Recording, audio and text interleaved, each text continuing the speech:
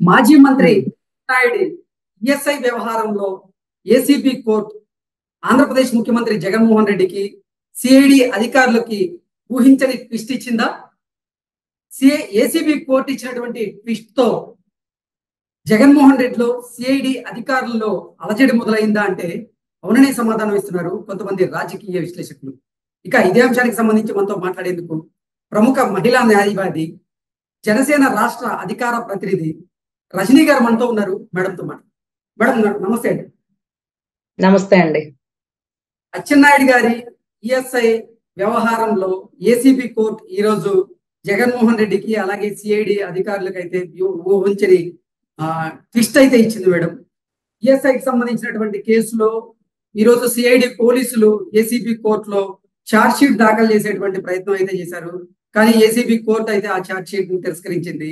Governor ఆమోదం ఉంటేనే, అంటే గవర్నర్ పర్మిషన్ తీసుకుంటేనే ఛార్జ్ షీట్ దాఖలు చేయొచ్చు అంటూ కూడా ఏసీబీ కోర్టు కొన్ని సూచనలు చేసిన నేపథ్యంలో ఏంటి మేడం, కేవలం అచ్చెన్నాయుడు గారికే ఇటువంటి కండిషన్స్ అప్లై అవుతాయా, లేదా అంటే ఇప్పటికే టీడీపీకి సంబంధించినటువంటి కొంతమంది మాజీ మంత్రుల మీద, అలాగే మాజీ ముఖ్యమంత్రి గారు చంద్రబాబు నాయుడు మీద కూడా ఏసీబీ సిఐడి పోలీసులు కొన్ని కేసులు పెట్టిన నేపథ్యంలో ఆ కేసుల్లో కూడా ఛార్జ్ షీట్ దాఖలు చేసే ముందు గవర్నర్ పర్మిషన్ తీసుకోవాల్సిన అవసరం ఉందా అంటే ఏం చెప్తారు? ముఖ్యంగా 2018 ఏసీబీ సంబంధించి యాంటీ కరప్షన్ యాక్ట్ లాగా అవినీతి నిరోధక చట్టపు 2018 సవరణ 2018 తర్వాత నమోదయ్యే ప్రతి కేసుకి వర్తిస్తుందని లా చదువుకునే స్టూడెంట్ కూడా అర్థమైపోతుందండి. అదే జడ్జిమెంట్ ని చాలా రోజులు కాదండి, చాలా నెలలు పొడిగించి 52 రోజులు చంద్రబాబు గారు జైల్లో ఉన్న తరుణంలో సుప్రీంకోర్టులో కేసు నడుస్తున్న మూమెంట్ లో ఆఖరికి నిన్న మొన్న వచ్చినటువంటి జడ్జిమెంట్, అది కూడా విరుద్ధ ధోరణిలో. అంటే 100 కేసులో 10 కేసులు మాత్రమే ఇలా విరుద్ధ ధోరణితో వస్తాయండి. అంటే ఒక జడ్జి ఒక రకంగా, ఇంకో జడ్జి ఇంకొక రకంగా. సపోజ్ నేను ఒక బెయిల్ వేసినాను అనుకోండి, ఒక జడ్జి ఇవ్వద్దంటాడు, ఇంకో జడ్జి ఇవ్వమంటాడు. అప్పుడు అసలు ఇస్తున్నట్ట ఏమన్నట్ట కూడా క్లారిటీ ఉండదు. ఇప్పుడు కూడా సెక్షన్ 17 సబ్ క్లాజే అప్లికబుల్ అవుతుంది. 2018 తర్వాత 29/21లో నమోదైన కేసు అంటూ సుప్రీంకోర్టు సీనియర్ జడ్జి ఎవరైతే అనిరుద్ బోస్ గారు యాక్సెప్ట్ చేశారండి.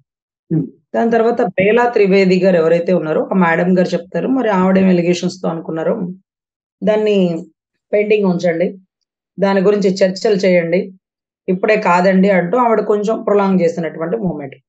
సో రాష్ట్రం అందరికీ అంటే సందిగ్ధం అయిపోయింది. అసలు 17 సబ్ క్లాజ్ అప్లికబుల్ అయిందా అవ్వలేదా, జడ్జ్మెంట్ రావడం కోసం ఇప్పటి వరకు ఎదురు చూసాం, వచ్చిందా రాలేదా. సో 100% వచ్చిందనే చెప్పాలేమో బహుశా. ఎందుకంటే ఇప్పుడు మీరు అంటున్నట్టుగా ఒక మాజీ మంత్రికే ఛార్జ్ షీట్ స్థాయికే గవర్నర్ దగ్గరికి వెళ్ళిరండి అంటూ ఏదైతే ఏసీబీ కోర్టు జడ్జి గారు అన్నారో, అంటే జడ్జి గారికి, అంటే మనకి వచ్చినా తెలియకపోయిన ఇన్స్ట్రక్షన్ జడ్జి గారికి అందేసినాయి అనమాట. సో అనిరుద్ బోస్ గారు ఇచ్చిన జడ్జిమెంట్ ప్రకారం మీరు ప్రతిదీ గవర్నర్ కి ఇంటిమేషన్ ఇవ్వండి.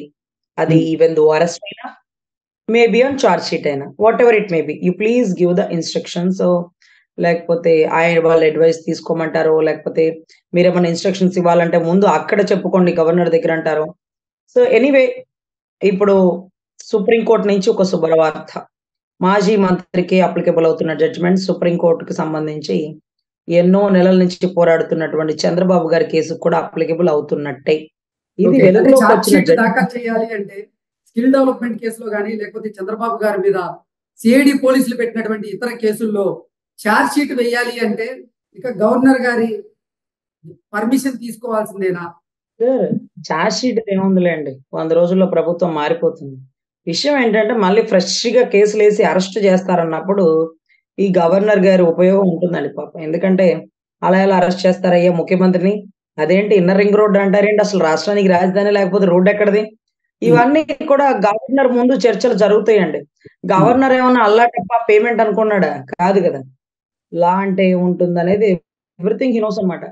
సో అదే రకంగా గతంలో ఎలక్షన్ కమిషనర్ పదవిని తొలగించి అప్పటికప్పుడు చెన్నై నుంచి కరోనా టైంలో అంబులెన్స్ లో ఒక ఆయన తీసుకొచ్చారండి పాపం. ఆయనతో తప్పులు తడిక చేపించాలనుకుంటే పక్క రాష్ట్రాల వాళ్ళు అడిగేస్తారు, రాజ్యాంగం ముక్కుని మార్చే అధికారం ముఖ్యమంత్రికి ఉంటుందా అండి అని. మా ముఖ్యమంత్రి తేడాలేండి. ఏదో ఒకటి చేయాలని తపనతో ఉంటాడు. ఏమీ చేయలేక మళ్ళీ సతికిల పడతాడు. ఏంటో చేశాడు. మొత్తానికి హైకోర్టులో ల్యాండ్ మార్క్ జడ్జిమెంట్‌లన్నీ కూడా 2019 నుంచి 2024 ఎలక్షన్స్‌లోనే జరుగుతున్న తరుణాలు. సో, ఎనీవే గవర్నర్‌కి ఇంటిమేషన్ లేకుండా ఇక పైన అరెస్ట్ ఉండదు. గవర్నర్‌కి ఇంటిమేషన్ లేకుండా ఏ పనికిమాలిన చెత్త కేసులు వేయడానికి లేదు. అసలు ఒక దాంట్లో బెయిల్ తెచ్చి ఆధారాలు ఏవి అని అడిగేటప్పటికి ఇంకో కేసులో పీటీ వారెంటే వేస్తున్నారు. అంటే బయటికి రానివ్వండి బెయిల్ మీద. మళ్ళీ ఇంకో కేసు అంటే దానికి ఆధారాలు చూపిచ్చాక అరెస్ట్ చేయొచ్చు అంటే లేదు లేదు. జైల్లోంచి బయటికి రానివ్వకుండా, ఊపిరి పీల్చుకోనివ్వకుండా కేసులు వేశాము. అతనికి అవినీతి ముద్ర అతికిచ్చాము అన్నటువంటి తాపత్రయపడుతున్నటువంటి గౌరవ ముఖ్యమంత్రి వర్యులు బెయిల్ మీద బయటకొచ్చాడా బాబు గారు అంటే, అవునా? ఏమ్మా బెయిల్ మీద బయటకొచ్చేవాడు వీల్ చైర్‌లో రావాలి. సింహంలా గర్జిస్తున్నారేంటి? 3 పేజీల లెటర్ రాసారు చంద్రబాబు గారు గుర్తుందా? ఏదైతే కోర్టులకి ప్రాణానికి రక్షణ లేదు. ఏదైతే పైకి కెమెరాలు ఎగురుతున్నాయి. పాకెట్ కెమెరాలు తిరుగుతున్నాయి. ఏంటిది? ఏంటిది? జైల్‌లో చంపేస్తారా ఏంటి? ఏంటి మావోయిస్టులు ఇక్కడిక్కడే తిరుగుతున్నారని వాళ్ళ అకౌంట్‌లో లేపేస్తారేంటి? అంటూ ఆ లెటర్‌కి సంబంధించిన ఆంతర్యం తెలుసుకున్న జడ్జి గారు, లోపల ఏదైనా జరిగితే రాష్ట్ర ప్రజలు లాస్ అయిపోయేది ఒక సంపూర్ణమైనటువంటి ప్రాపర్టీ అండి. ఈరోజు మా అందరి ఆస్తి నవ్యాంధ్ర నిర్మాత. సో, ఖచ్చితంగా ఆ వ్యక్తిని కాపాడుకునే పర్వంతో వచ్చినటువంటి బెయిలు రాష్ట్ర ప్రజల్లో అవినీతి ముద్ర వేశాము అనుకుంటున్నటువంటి ముఖ్యమంత్రికి 4 గంటల ప్రయాణాన్ని 14 గంటల్లో బంతిపూల దారుల్లో ఆయన్ని స్వాగతిచ్చారండి. ఆయన చూస్తే చాలు అంటూ అర్ధరాత్రి 1:00, 2కి రోడ్ల మీద మేలుకొని ఉన్నటువంటి పిల్లలు, తల్లులు, 85 ఏళ్ల ముసలి వాళ్ళు కూడానండి. ఇది జగన్మోహన్ రెడ్డి గారు మంచి చేశారో, చెడు చేశారో ఆయన విజ్ఞతకే వదిలేయాలి. ఓకే. రజనీ గారు, అంటే కొంతమంది ఇప్పుడు ఏసీపీ కోర్టు ఇచ్చినటువంటి తీర్పును గాని, లేకపోతే ఏసీపీ కోర్టు వ్యవహరించిన విధానాన్ని గాని ప్రశ్నిస్తూ ఉన్నారు. ఎందుకు అంటే ఈఎస్ఐ ఈ వ్యవహారంలో అచ్చెన్నాయుడు గారిని అరెస్ట్ చేసి రిమాండ్‌కి పంపించినప్పుడు గవర్నర్ పర్మిషన్ అవసరం లేదని ఎందుకు చెప్పారు? అలాగే చంద్రబాబు నాయుడు గారి విషయంలో కూడా చంద్రబాబు నాయుడు గారికి సంబంధించినటువంటి స్కిల్ డెవలప్‌మెంట్ కేసులో ఆయన్ని అరెస్ట్ చేసి రిమాండ్‌కి పంపించినప్పుడు గవర్నర్ పర్మిషన్ లేదని చెప్పారు. మరి ఇప్పుడు పిటిషన్ వేస్తున్నప్పుడు అంటే ఈ ఛార్జ్ షీట్ వేసేటప్పుడు మాత్రం గవర్నర్ పర్మిషన్ ఎందుకు అడుగుతున్నారు? అంటే కూడా కొంతమంది ఏసీబీ కోర్టుని ప్రశ్నిస్తున్నారు. ఆ తీర్పును కూడా. దీన్ని ఎలా చూడొచ్చంటారు? ముఖ్యంగా అప్పుడున్న జడ్జే బహుశా ఇప్పుడు కూడా ఉన్నారేమోనండి. అప్పుడు లేవా రూల్స్ అంటే అప్పుడు మంది మార్పడం బాగా ఫ్యాన్ గాలే వీస్తుందండి. మా కోర్ట్‌లో ఏసీలు లేవండి. అంతా ఫ్యాన్‌లే. సో, ఫ్యాన్ గాలి బాగా వీస్తా రాష్ట్ర ప్రజల్ని ఇబ్బందికర పరిస్థితుల్లో ప్రతి దానికి గవర్నర్ దగ్గరికి వెళ్ళక్కర్లేదు. ఈ సవరణ గురించి, ఈ చట్టం గురించి, ఈ 17 సబ్ క్లాస్ ఏ గురించి చెల్లదు అని ప్రతి ఒక్కరిని ఎత్తి లోపలేయడమే. అంటే మా జగనన్న భాష ఉంటదండి. ఎత్తారు. నేను లండన్‌లో ఉండే చంద్రబాబుని ఎత్తారు అంటాడు చూడండి. ఆ మాదిరిగా ప్రతి ఒక్కరిని ఎత్తారండి. సో, ఖచ్చితంగా ఏదైతే అప్పట్లో ఫ్యాన్ గాలి బాగా వీచింది కాబట్టి, ఇప్పుడు ఏసీ చలి వణుకు పుట్టిస్తుంది కాబట్టి కొంత రజనీ గారు, ఒక ప్రశ్న, ఒక డౌట్ రజనీ గారు. ఛార్జ్ షీట్ దాఖలు చేయడానికి మాత్రమే గవర్నర్ గారి పర్మిషన్ కావాలా? మాజీ ముఖ్యమంత్రి వర్యులను గాని, లేకపోతే మాజీ మంత్రులను గాని అరెస్ట్ చేయాలంటే, లేకపోతే రిమాండ్‌కి తరలించాలంటే గవర్నర్ గారి పర్మిషన్ అవసరం లేదా? అసలు చట్టం ఏం చెప్తుంది అంటే ఏం చెప్తారు? ముఖ్యంగా 17 సబ్ క్లాస్ ఏ చట్టము అచ్చెన్నాయుడు గారి దగ్గర నుంచి వర్తిస్తుందండి. ప్రముఖులైన వ్యక్తులని అరెస్ట్ చేసేటప్పుడు ఆధారాలు సరిగా లేకుండా పనికిమాలినోడు చేసే ఆరోపణలు తీసుకొని మీరు కస్టడీలోకి తీసుకుంటే వారి డిఫామ్ అంటారు చూడండి. వారి పరువు తీసిన వారవుతారు. సో, గవర్నర్ దృష్టికి పెట్టి గవర్నర్ అడుగుతారు. "ఏమయ్యా ఈరోజు జగన్ గారి మీద నువ్వు నిందలేస్తావు. ఏమున్నాయి నీ కాడ ఆధారాలు? అతను అక్రమాస్తి ఎలా ఆస్తులని నువ్వు చెప్తున్నావంటే" అప్పుడు మాలాంటి చిన్న చితక అడ్వకేట్ తీసుకొచ్చి, "సార్ ఈరోజు మీరు అబద్ధం చెప్పారా? నేను అబద్ధం చెప్పారా అని కాదు. అఫిడవిట్ అంటే ఎలక్షన్ కమిషనర్‌కి ఇచ్చే అఫిడవిట్ అంటే ఒక్క మిస్టేక్ ఉన్నా సరే ఎలక్షన్ క్యాన్సెల్ అయిపోతదండి. సో, అంత పర్ఫెక్ట్‌గా ఉండే అఫిడవిట్‌లో 2009, 10లో గౌరవ జగన్మోహన్ రెడ్డి గారి ఆస్తి 321 కోట్లు అంటున్నారండి. అదే రకంగా భార్య ఆస్తి ₹1 కోటి అన్నారండి. ఇది 2009, 10 ఆ టైం. తర్వాత కట్ చేస్తే మరి 2019 ఎలక్షన్స్‌కొచ్చేటప్పటికి ఏది 9-10 ఏళ్లలోనే 3,380 కోట్లు ఎక్కడో అంత. భార్యకి ఇంకా కొన్ని వేల కోట్లు ఎంతో. ఇవన్నీ కూడా ఒక్క సొంత ఇల్లు పులివెందుల డోర్ నంబర్ పెట్టి గౌరవ వైఎస్ రాజశేఖర రెడ్డి గారు పెట్టారు. నాకున్నది ఇదొక్కటే ఇల్లు. డిపెండెంట్స్ కథలు ఏమీ లేదు అని. డిపెండెంట్స్ కి ఎన్ని ఆస్తులు ఉన్నాయో డిపెండెంట్స్ అఫిడవిట్ లో రాశారండి అప్పట్లో కడప ఎంపీగా.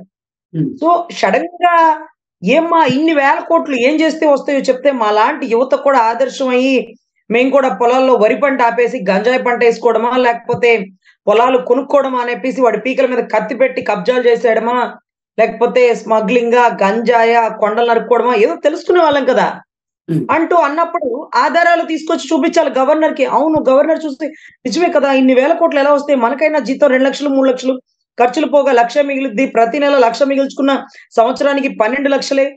12 లక్షల జీతానికి మిగిల్చుకున్న మనకి కొన్ని వేల కోట్లు ఎక్కడి నుంచి వస్తాయి? సో ఇవన్నీ అడగాలని ఉంటుందండి. అది గవర్నర్ ముందు ప్రెజెంటేషన్. ఇప్పుడు మీరు అన్నట్టుగా skill development, inner ring road, fibre grid ఇవన్నీ కూడా ఆధారాలు తీసుకొచ్చి గవర్నర్ దగ్గర ప్రొడ్యూస్ చేస్తే గవర్నర్ గారు ఏంటి అండి మీరు ముఖ్యమంత్రి స్థాయిలో ఉండి ఇలా ఎలా చేస్తారు, తీసుకోండి కస్టడీలోకి అని గవర్నర్ రాయాలి. అంటే గవర్నర్ దగ్గర ఏం పెట్టాలా? ఆధారాలు పెట్టాలా. ఆధారాలు రేపిస్తాం ఎల్లుండి ఇస్తాం అంటే గవర్నర్ అంటాడు సరే సరే సరే సరే కంగారు ఏం లేదు, ఎల్లుండి అవతల ఎల్లుండి అండి అప్పుడే తీసుకుందాం చర్య, కంగారు ఏముందండి అని అంటాడు. అట్టట్ట కాదనమాట, ఇప్పుడే చర్య తీసుకోవాలి. ఆధారాలు మాత్రం 1 గంట తర్వాత వచ్చిద్దా, 1 నెల తర్వాత వచ్చిద్దా, 1 సంవత్సరం తర్వాత వచ్చిద్దా చెప్పడు మరి. సో ఇటువంటి పనికిమాలిన చర్యలకి చెక్ పెట్టడానికే గవర్నర్ కి కొద్ది గొప్ప పదవి ఇచ్చారండి, ఒక అధికారం ఇచ్చారండి.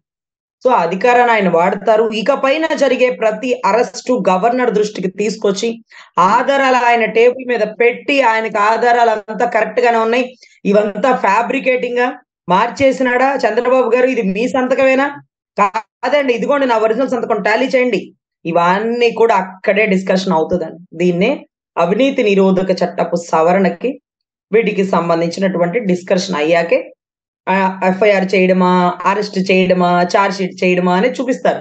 ఇప్పుడు ఛార్జ్ షీట్ ఈయన హుటాహుటిగా ఛార్జ్ షీట్ చేశాడు.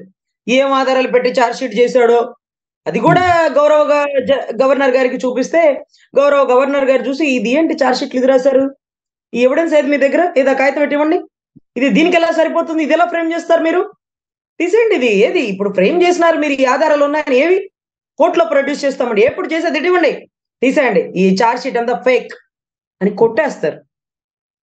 సో ఇవన్నీ కూడా సిఐడికి మించిన మొగుడు క్యారెక్టర్లు అండి ఇవన్నీ. సిబిఐ దగ్గరే ఉండే వాళ్ళ కేసులు, ఇక్కడ సిఐడిని మభ్య చేసి మాయ చేసి ఏసీపీ కోర్టుని బెదిరించి భయపెడితే అవుతుందా అండి? జడ్జి గారు ఎప్పుడు న్యూట్రల్ గా వ్యవహరిస్తారు. ఒకానొక టైంలో వాళ్ళకి ఫేవర్ గా జడ్జిమెంట్ వచ్చినప్పుడు మాత్రం చెక్కభజన చేశారు. ఈ రోజు న్యూట్రల్ గా జడ్జిమెంట్ వస్తున్నప్పుడు లేదు లేదు ఏసీపీ కోర్టు అలా అలా పంపించింది, గవర్నర్కి ఏం పని, అక్రమాస్తులు చేసింది ఇతనైనా, ఇంకోటి. సో ఖచ్చితంగా ఫ్యాన్ గాలి తిరగడం ఆగిపోయిందండి. ప్రజలు చల్లటి ప్రశాంతమైన ప్రకృతి గాలిని పీల్చుకోవాలని తపన పడుతున్నారు. ఏసీ గాళ్ళు కూడా మాకు వద్దులేండి, అందరికి ఏసీ గాళ్ళు అందవు కాబట్టి మేము ప్రశాంతంగా చల్లటి పిల్ల గాలిని పీల్చుకోవాలని తపన పడుతున్నాం. ఓకే రజనీ గారు, థాంక్యూ సో మచ్. నమస్తే.